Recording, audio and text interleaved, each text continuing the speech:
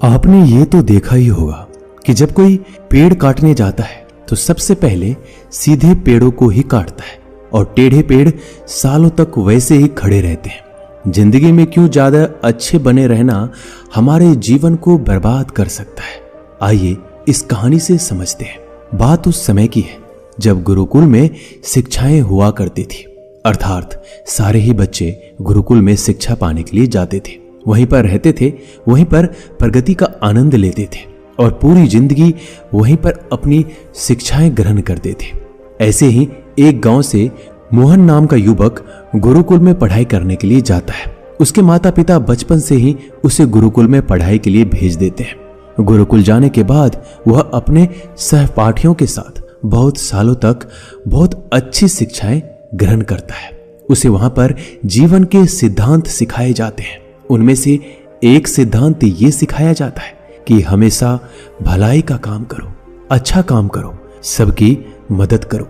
यही ज्ञान मोहन के दिमाग में बहुत अच्छे से बैठ गया था। इसलिए जब वह वापस गुरुकुल से शिक्षा ग्रहण करके आया तब वह अपने गांव में सबकी मदद करता था, हर किसी का काम कर देता था। कोई भी युवक उससे कोई भी काम करने के लिए कहता तो वो मना नहीं करता था। लेकिन जैसे जैसे समय बीतता गया, एक दिन उसने अपने कानों से छुपकर सुना कि गांव के कुछ युवक उसका मजाक बना रहे हैं और सब कह रहे हैं कि वो तो बस फायदा उठाने के लिए है, उसके तो मजे लो, उससे तो अपने काम निकलवाओ। वो किसी के काम को मना नहीं करता है, वह दूसरों के काम करने के लिए वो खुद के काम भी छोड़ देता है। बताओ कितना मूर्ख है। ये सारी बातें सुनने के बाद मोहन के कान में खून उतर आया। वह निस्वार्थ रूप से सबकी मदद करता था, सच्चे दिल से करता था, लेकिन बदले में उसे क्या मिला यह सुनकर उसका दिल सहम गया।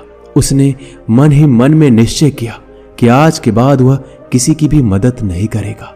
और अब मोहन गांव का ऐसा युवक बन गया था जो किसी की भी मदद नहीं करता था, चाहे कितनी भी मुश्किल, कितनी भी परेशानी में क्यों ना हो, वह किसी की मदद नहीं करता था।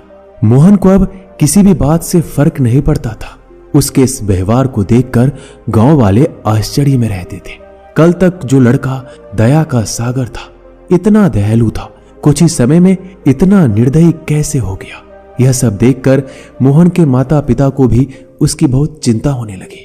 उन्होंने अपने बेटे से पूछा, ऐसी क्या बात हो गई कि तुम इतने बदल गए हो? फिर मोहन ने कहा, हाँ, इस जमाने में किसी की भलाई करके कुछ हासिल नहीं होता। यह बात मैं महसूस कर चुका हूं। मैंने जीवन में जितनी भी शिक्षाएं गुरुकुल से ग्रहण की थी वो सारी शिक्षाएं बेकार चली गई है, वो व्यर्थ हो गई है, क्योंकि ये संसार किसी का भी नहीं है। यहाँ सच्चे दिल से कोई भी किसी की भी मदद कर दे उसे बेवकूफ समझा जाता है। ये सारी बातें कहते कहते मोहन वहीं रोने लगा। इसके बाद मोहन बहुत परेशान रहने लगा। उसके माता पिता पहले वाला मोहन लौट कर आ जाए, बस यही चाहते थे। वह वही मोहन चाहते थे जो सब लोगों की मदद करता था। लेकिन उनका बेटा कहीं दूर निकल चुका था, कहीं खो गया था। दिन व दिन मोहन के हालात और भी गंभीर होते चले गए। एक दिन उनके माता पिता को पता चला कि पड़ोस के गांव में एक बौद्ध भिक्षु आए हैं। वह मानव स्वभाव के बारे में कुछ बता सकते हैं। इसलिए मोहन के माता पिता मोहन को लेकर उस बौद्ध भिक्षु के पास पहुंचे। जब वो उस गांव में घुस रहे होते हैं तब एक औरत एक बौद्ध भिक्षु को बहुत जला कटा सुना रही थी। वो औरत कह रही थी, तुम्हें शर्म नहीं आती? भीख मांगने के लिए आ जाते हो, सुबह सुबह अपना काम तो करते नहीं, दरवाजे के पास आकर खड़े हो जाते हो। और पता नहीं ऐसी क्या क्या बातें कर रही थी। बौद्ध भिक्षु तो भिक्षा मांग कर ही खाते हैं, उन्हें तो सब कुछ ही सहना पड़ता है। इसलिए वो बौद्ध भिक्षु एकदम शांत खड़ा हुआ था। उसमें क्रोध का भाव तिनका मात्र भी नहीं था और उस भिक्षु को उस घर से भिक्षा भी नहीं मिली। तब वह दूसरे घरों की तरफ निकल गया। ये सारा दृश्य मोहन भी देख रहा था। इसके बाद उसके माता पिता गांव वालों से पूछकर उस बौद्ध भिक्षु के ठिकाने पर पहुंचते हैं। वहां पहुंचकर वो देखते हैं ये वही बौद्ध भिक्षु था जो गांव में भिक्षा मांगकर वापस आ गया था, जिसे वो औरत जली कटी सुना रही थी। उनके पास जाने के बाद मोहन और उसके माता पिता ने उन्हें प्रणाम किया और वहीं पर बैठ गए। इसके बाद मोहन के माता पिता ने सारी परिस्थितियां उस बौद्ध भिक्षु के सामने बयां कर दी। उन्होंने अपने बेटे का जिक्र करते हुए बताया यह हमारा बेटा पहले दयालु हुआ करता था, सबकी मदद करता था, लेकिन अचानक पता नहीं इसके जीवन में क्या हो गया, अब यह किसी की मदद नहीं करता। इसके सामने अगर कोई व्यक्ति मर भी क्यों ना रहा हो, उसे यह पानी तक ना पिलाए, ऐसा स्वभाव हो गया है। हम ये समझ नहीं पा रहे हैं ये बदलाव अचानक से हुआ कैसे। इससे पहले कि बौद्ध भिक्षु कोई जवाब देता, वो औरत जो उस गांव में भिक्षु को जली कटी सुना रही थी, वह अपने बेटे को लेकर वहीं पर पहुंच गई और हाथ जोड़कर उस भिक्षु से प्रार्थना करने लगी कि मेरा बेटा बहुत बीमार है, अचानक इसे बुखार आया है और गांव के लोगों ने बताया कि आप ही इसकी मदद कर सकते हैं, कृपया मेरे बेटे को बचा लीजिए। यह सुनकर तुरंत वह बौद्ध भिक्षु उसके उपचार में लग गया। कुछ ही देर बाद औषधि देने के बाद वह बच्चा एकदम स्वस्थ हो जाता है। यह सब देखकर वो औरत उस भिक्षु को कुछ भिक्षा देकर प्रणाम करके वापस चली जाती है। ये सारा दृश्य मोहन भी देख रहा था। मोहन के मन में एक प्रश्न उठ रहा था और जब वह अपने सवाल का कोई जवाब नहीं ढूंढ पाया तो उसने उस बौद्ध भिक्षु से पूछा, शायद आपने पहचाना नहीं, ये वही औरत थी जो आपको जली कटी सुना रही थी, जो गांव में आपको भिक्षा देने से मना कर रही थी। शायद आपने उसे पहचाना नहीं तो आप उसकी मदद करते ही नहीं। मोहन की बातें सुनकर बौद्ध भिक्षु मुस्कुराने लगते हैं और कहते हैं, दूसरों की अच्छे करने से कुछ अवस्थाओं में दुख प्राप्त होता है, लेकिन अगर तुम कर्मों का सिद्धांत समझ लेते हो तो अच्छाई और बुराई, इसके सारे भेद तुम्हारे सामने उजागर हो जाएंगे। मैं भली भांति जानता था कि ये वही औरत है। मैंने बिना किसी ईर्ष्या का भाव रखते हुए वही किया जो मेरा कर्तव्य था।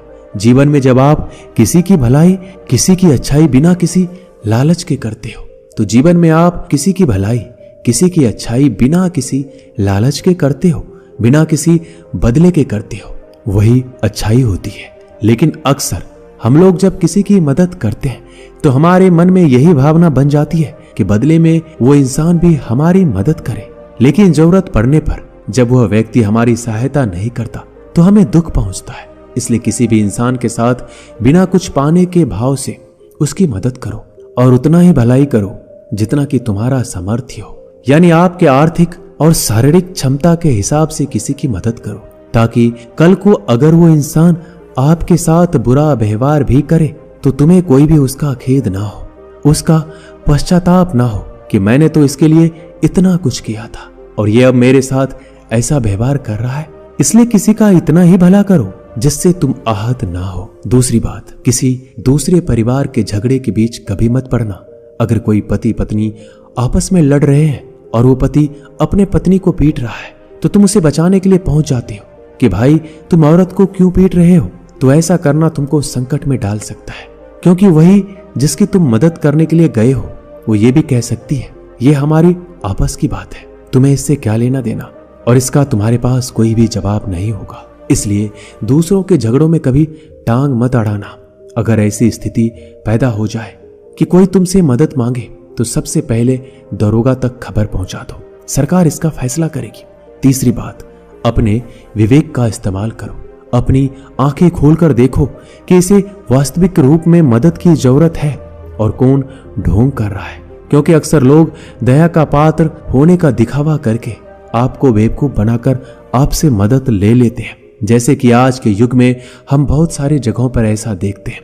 बस अड्डों पर, रेलवे स्टेशन पर बहुत सारे छोटे छोटे बच्चे भीख मांगते रहते हैं। उसमें दो स्थितियां पैदा हो जाती है। अगर आप उन्हें भीख देते हैं तो आप भीख मांगने को बढ़ावा देते हैं। अगर आप भीख नहीं देते हो तो बच्चा आज शायद खाना भी ना खा पाए। इसलिए आपको ऐसी स्थितियों में अपने विवेक का इस्तेमाल करना चाहिए। आप उन्हें पैसे देने के बजाय उन्हें खाना खिला सकते हैं या कुछ किताबें दिला सकते हो। इसलिए सही तरीके से मदद करने के लिए विवेक का होना भी बहुत जरूरी है, वरना आपके धन का दुरुपयोग हो सकता है। और एक बात जो आपको हमेशा समझनी चाहिए, अगर आप किसी का भलाई करना चाहते हो तो पहले खुद का भला करो, क्योंकि अगर तुम अपने आप की भलाई नहीं कर सके, अपने आप को अच्छे से नहीं रख सके, तो जमाने के लोगों को कैसे अच्छा रखोगे। इसलिए कहीं आपने अपने मन में ये भ्रम तो नहीं बना रखा है कि मैं तो अच्छा इंसान हूं, मैं दूसरों की मदद करता हूं, और वह तुम्हारा अहंकार का रूप है। इसलिए जीवन कभी भी परफेक्ट या पूर्ण नहीं हो सकता। हम हमेशा अपने जीवन में परफेक्शन पाने की कोशिश में रहते हैं इसलिए दूसरों को बदलने की बजाय खुद को बदलने में ज्यादा ध्यान दें।